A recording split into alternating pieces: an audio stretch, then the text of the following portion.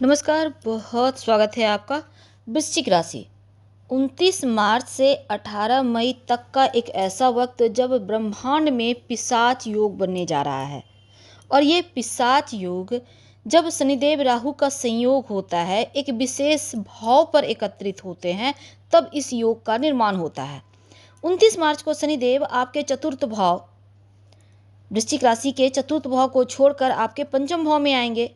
अब आपकी 29 मार्च तक शनि की ढैया है, इसके बाद ढैया भी समाप्त हो जाएगी और राहु पहले से पंचम भाव में विराजमान है। राहु करीब सवा साल यानी 15 महीने से अभी हैं यहाँ पर और 18 मई तक वो रहेंगे। अब शनिदेव 29 मार्च को आ जाएंगे मीन राशि में यानी आपके पंचम भाव में, और राहु यहाँ पर पहले से हैं। तो राहु और शनिदेव दोनों ग्रह जब एकत्रित होंगे तब आपकी लाइफ पूरी तरह से बदल जाएगी। इनका सीधा प्रभाव आपके ऊपर पड़ेगा। सबसे पहले तो ये समझ लें कि अगर आप मेहनत कर रहे हैं, सही मार्ग आपको नहीं मिल पा रहा, तो इस पिशाच योग में आपको मिलेगा। यानी आपको जितनी जल्दी हो शीघ्रता से आपको सफलता प्राप्ति करवाने का प्रयास करेंगे शनिदेव और राहु। अब यहाँ पर सात्विक योग है। जब कोई व्यक्ति इच्छाओं की पूर्ति जिसकी नहीं हो पाती, तब वो प्रेत बन जाता है, पिशाच बन जाता है। तो उसी तरह से शनिदेव राहु का ये जो कॉम्बिनेशन है पिशाच योग, आपकी अधूरी इच्छाओं की पूर्ति करवाने वाला वक्त है।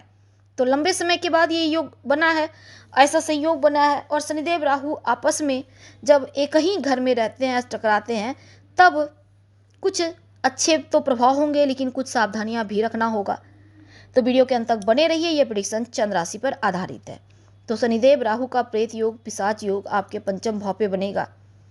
आपके निर्णय लेने की जो क्षमता है, क्योंकि पंचम भाव आपके शिक्षा का, प्रेम का, संतान का है, आपकी पढ़ाई का है। तो देखिए ये बच्चों का भी स्थान है। तो यहाँ पर देखिए शनिदेव कर्म है, लेकिन राहु भ्रम है, जादू है। इसमें तंत्र मंत्र के प्रभाव में आ सकते हैं, काले जादू के प्रभाव में आ सकते हैं। जरा सावधान रहिएगा और सावधानी से काम कीजिएगा। आपको हम उपाय भी बताएंगे, वीडियो के अंत तक बने रहिए।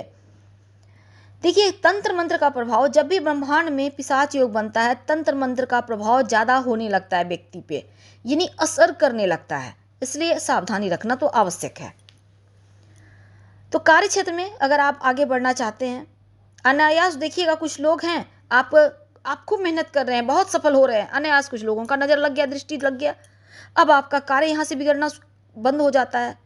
ये है लोगों की नज़र। लेकिन काला जादू क्या होता है? लोग गलत मानसिकता के साथ आपके ऊपर तंत्र क्रिया करवाते हैं आपको बर्बाद करने के लिए। इससे बचने के लिए सबसे आसान है हनुमान जी के चरणों का सिंदूर का तिलक लगाना शुरू कर दें। ऐसा करने से आपको नज़र दोष नहीं लगेगा। या फिर आप 5 मुखी रुद्राक्ष भी पहन सकते हैं। रुद्राक्ष पहनने से भी नकारात्मक ऊर्जाएं कम असर करती हैं। तो चलिए थोड़ा और आगे बढ़ते हैं। देखिए शनिदेव कर्म प्रधान ग्रह हैं। राहु कहते हैं छल हैं, भ्रम हैं, इच्छाओं को भड़काने वाले ग्रह हैं। थोड़ा सतर्क रहकर आगे बढ़ना है। पंचम भाव प्रेम का भी है। अगर किसी से प्रेम करते हैं आप, तो एकदम से भरोसा कर लेना आपको पक्का वाला डुबाएगा। इसलिए भरोसा करने, किसी पर भी भरोसा ना करें, चाहे आप किसी से प्रेम करते हैं या किसी से भी, घर हो बाहर हो, क्योंकि कई बार आपके करीब रहने वाले, साथ रहने वाले लोग भी आपसे छल कर लेते हैं। तो थोड़ा संभल कर रहना होगा। और अभी अभी ढैया से निकले हैं तो आपको बेहतर समझ आ गया होगा अपना पराया में क्या भेद होता है, क्या सही क्या फसाना। अब देखिए शनिदेव कर्म है, राहु के पास छल है। जब इनका अच्छा प्रभाव पड़ेगा तब क्या होगा? राहु आपको, जैसे कि राहु इच्छाओं को भड़काते हैं, चीज़ों को देते हैं, इच्छा की पूर्ति के लिए आप मेहनत करते हैं, और शनिदेव तो कर्म करवाएंगे ही, मेहनत करवाएंगे ही। इस योग के बनने से आप कहीं भी हैं, किसी भी स्तर पे हैं, एक बार आगे बढ़िए, आप पक्का वाला बहुत ऊंचाइयों को प्राप्त करेंगे। ये बहुत सौभाग्यशाली वक्त है, लेकिन इस वक्त का फायदा आपको उठा पाए, इससे बेहतर कुछ नहीं। क्योंकि पंचम भाव में योग बन रहा है। पंचम भाव आपकी सोच का भी है, जिज्ञासा का भी, आपके डिसीजन का भी है। और राहु के पास चूंकि कोई बाउंड्री नहीं है, अनगिनत इच्छाओं की के ग्रह हैं, तो आपका ज्ञान बढ़ेगा। करियर को लेकर, व्यापार को लेकर, किसी भी चीज़ में, खासकर जो लोग बच्चे पढ़ाई कर रहे हैं, कंपटीशन की तैयारी कर रहे हैं, उनके लिए बढ़िया है। सफलता प्राप्ति की प्रबल संभावना बनेगी। लेकिन इस समय जो विद्यार्थी हैं रोज भगवान सूर्य को प्रणाम करके गायत्री मंत्र पढ़िए, सही समय पर सही डिसीजन लेंगे और भटकाव से बचेंगे।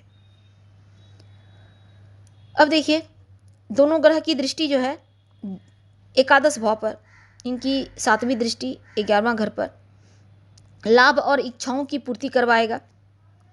जो कार्य करना है तो करना है और वो कार्य सफल भी होगा। आप जो प्राप्त करना चाहते हैं वो आपको करवा कर रहेगा। शनिदेव राहु का कॉम्बिनेशन की खूबी यही है कि मेहनत और सफलता दोनों ही देता है। अब शनिदेव राहु दोनों एकत्रित होकर 11वें घर को देखेंगे, बड़े लाभ के अवसर भी मिलेंगे। राहु कहता है छोटा मोटा लाभ नहीं दिलाता, बड़े उद्देश्य की पूर्ति करता है, इसलिए सपने बड़े देखिए और मेहनत भी बड़ा कीजिए, आपको पक्का वाला आपको लाभ मिलेगा। लेकिन भय भ्रम भी रहेगा। अब कई बार ऐसा होगा कि आपका कार्य पूरा होने वाला है, लगेगा पता नहीं होगा कि नहीं होगा, आप अधूरा छोड़ देंगे, तो क्या होगा, ये भ्रम के कारण इतनी मेहनत बेकार। इनसे बचना होगा। बड़ों की सलाह लें, अपनों का साथ लेकर चलें और हर किसी पर भरोसा करने से बचें। अपनी गुप्त बातों को किसी से साझा ना करें। लक्ष्य पर फोकस बनाए रखें और मंजिल आपको मिलेगा। हालांकि शापित योग है, तो शापित योग कई बार वरदान भी होता है और ये पिशाच योग एक वरदान साबित होगा, ये मान के चलिए। खासकर अगर आपकी कुंडली में बना हुआ है तो आपको छप्पर फाड़ लाभ देगा। और एक और चीज़ है, जादू टोना से तो बचना ही है। और सबसे बड़ी बात यह है कि विदेशी ज़मीन से लाभ दिलवाएगा राहु के बॉन्ड, चूँकि राहु दायरे से बाहर काम करवाता है। विदेश घूमने फिरने जा सकते हैं, विदेश जॉब करने। विदेश का मतलब विदेश ही नहीं होता, आप एक राज्य से दूसरे राज्य, एक शहर से दूसरे शहर भी जा सकते हैं। तो शनिदेव कर्म है, कर्म करवाएंगे और राहु आपको आगे ले जाएगा। और राहु सीमित नहीं करता, राहु असीमित देता है और ऐसा ही कुछ होने वाला है, असीमित संभावनाएं देगा। बस भ्रम से बचना होगा, अनायास आप भटक सकते हैं, भटकाव से बचना होगा। संतान के साथ तालमेल बनाकर चलें, उनको सही मार्गदर्शन करें, भ्रमित होने से बचें। शनिदेव करियर के मामलों में आपको आगे ले जाएंगे, आपको कर्म का फल देंगे। और एक और चीज़ है कि आप इस समय का फ़ायदा उठाइए, क्योंकि शुभ फल तो मिलेंगे। उपाय भी करना है। अपने घर के टॉयलेट में कांच की कटोरी में नमक रख के हर महीने चेंज करें। छोटी सी कटोरी में थोड़ा सा नमक रख लीजिएगा। और घर के पश्चिम दिशा में कपूर लौंग जलाना शुरू कर दे। घर को हमेशा सुगंधित रखें। गंदी स्मेल, गंदगी में राहु का वास है, तो घर में गंदी चीज़ों को इकट्ठा ना होने दें, गंदी स्मेल ना आए, इसका ध्यान रखें। छत पर कूड़ा कबाड़ इकट्ठा ना होने दें। घर में सुगंधित वातावरण बनाकर रखें। पॉजिटिव एनर्जी से भरपूर आप भी रहेंगे। और शिव जी की खूब आराधना कीजिएगा।